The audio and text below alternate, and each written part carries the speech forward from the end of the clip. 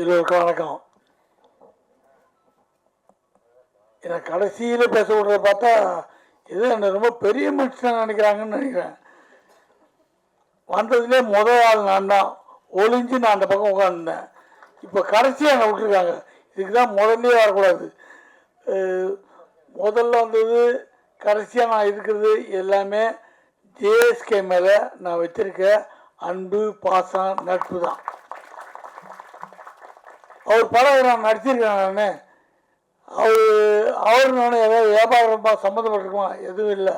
என் குடும்ப நண்பர் ஜேஎஸ்கே அவர் 25 வருஷமாக எனக்கு பக்கம் நினைக்கிறேன்.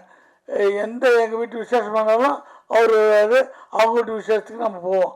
அந்த மாதிரி ஒரு நட்பு. ஆனால் அழுத்தம் நட்பு.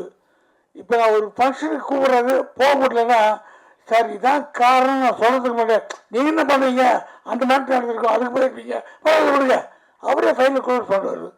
நிஜம் எது, யதார்த்தம் எதுன்னு புரிஞ்ச ஒரு அற்புதமான மனுஷன். அப்படி சினிமா எடுத்திருந்தார், டிஸ்ட்ரிபியூஷன் பண்ணார், நடிக்க ஆரம்பித்தார். இன்னும் இது தப்புன்னு பார்த்தா நல்லா நடிக்கிறார். அப்படி பார்த்தா இப்போ டைரக்ஷன்ட்டார். சினிமாவில் அவர் தொடாத இடமே கிடையாது. டிஸ்ட்ரிபியூஷன்லேருந்து எல்லாம் சினிமாவை அக்கு வேறு ஆணி வேறு தெரிஞ்சு வச்சுட்டு இன்றைக்கி சினிமாவை டைரக்ட் பண்ணி வந்து நடித்து வந்திருக்காரு.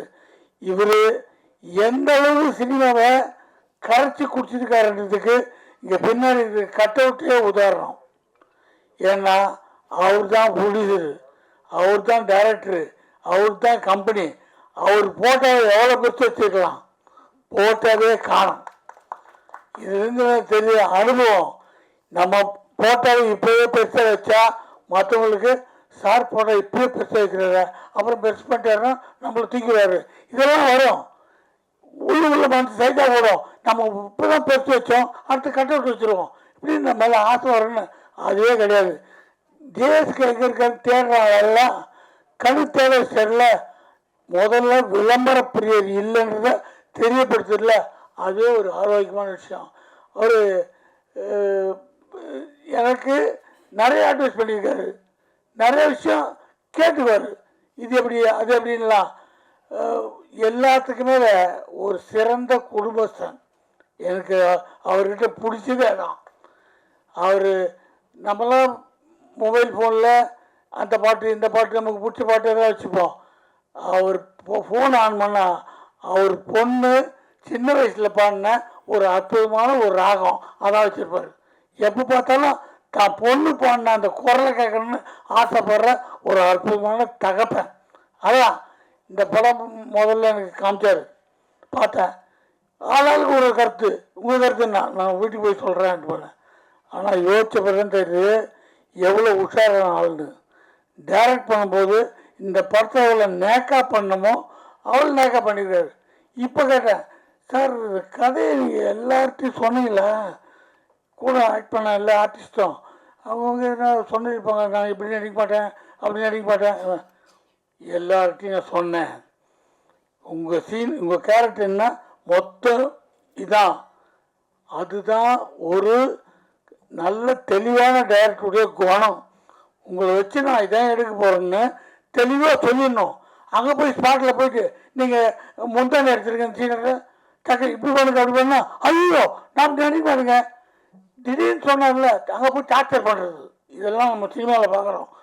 கரெக்டான டைரக்டருங்க, நல்ல அனுபவமான டைரக்டருங்க முதல்ல சொல்லுவாங்க, இது கதையில் தேவைப்படுதுமா, உங்களுக்கு ஐடியா இருக்கா, விருப்பம் இருக்கா, இல்லைன்னா நான் கதையை மாற்றிடுறேன், சீனை மாற்றிடுறேன்ட்டு. அதனால் தெளிவாக சொல்லியிருக்காரு. என்ன சொல்கிறேன்னா, எனக்கு எங்கே இருந்தாலும் ஒரு படம் விஜயகாந்த் சார் ப்ரொடியூசரு, அவர் ஆக்ட் பண்ண படம்.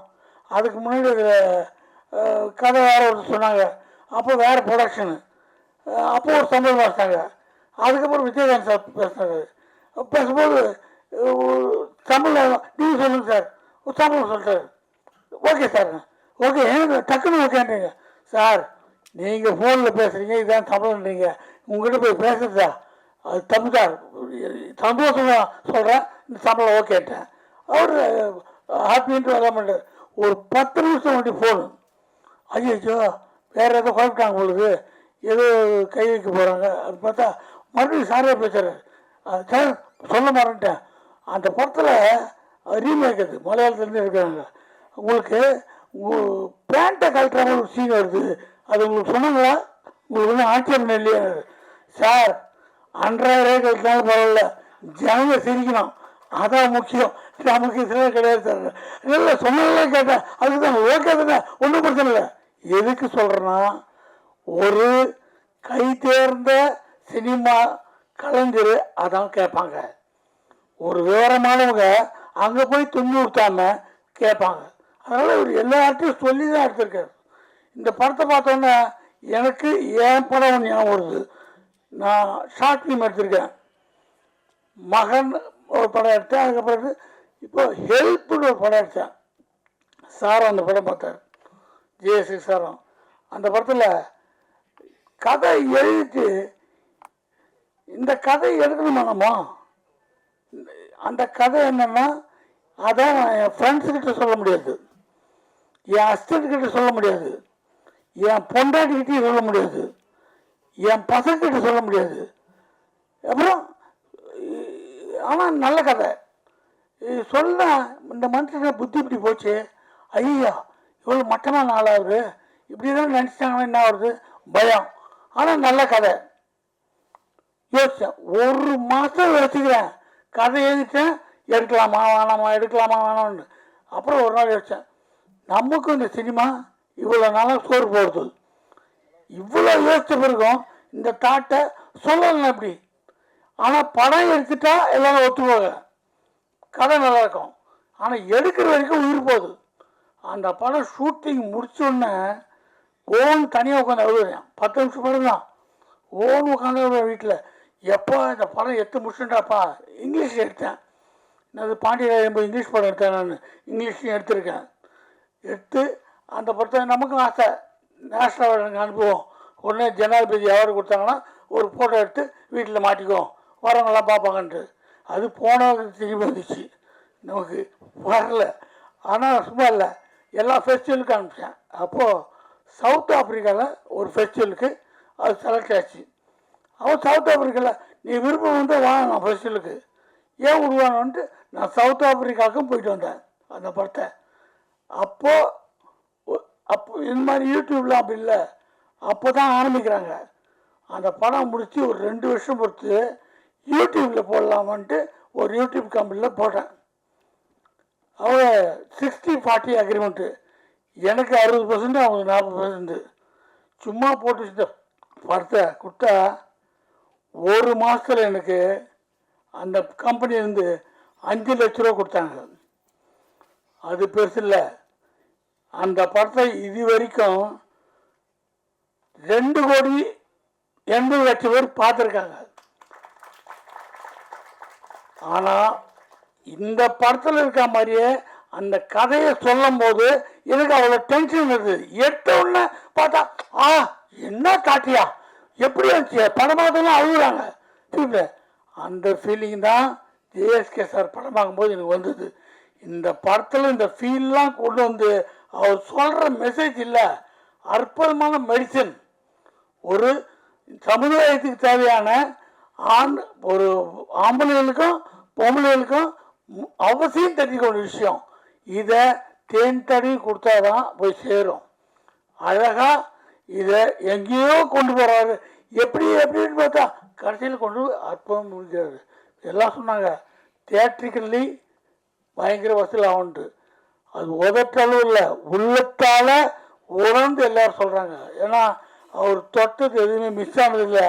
இதை அவர் ஒன்றும் தப்பான படம் நோக்குக்கு அவர் போல முதல்ல அந்த ஹைலைட்டை பிடிச்சாரு, கிளைமேக்ஸ் என்னன்னு பிடிச்சாரு.